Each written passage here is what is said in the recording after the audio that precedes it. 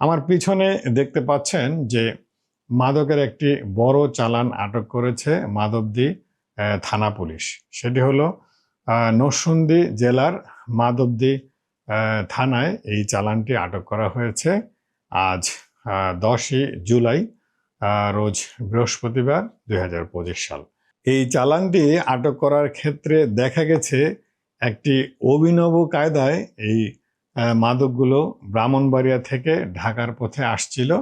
মাধবদী থানা পুলিশ গোপন তথ্যের ভিত্তিতে মাধবদী এলাকায় এই ট্রাকটিকে আটক করে এবং অনুসন্ধান চালিয়ে সেখানে দেখতে পাচ্ছেন যে ট্রাকের যে বডি রয়েছে সেই বডির মাঝখানে একটি স্থান তৈরি করা হয়েছে, যেখানে মানে বোঝা যাচ্ছে যে ট্রাকের এটা বডি, আসলে বডির নিচে আরেকটি স্থান করা হয়েছে যেখানে মাদক ব্যাপক হারে ক্যারি করা যায় এবং ঢাকায় নিয়ে আসা যায়।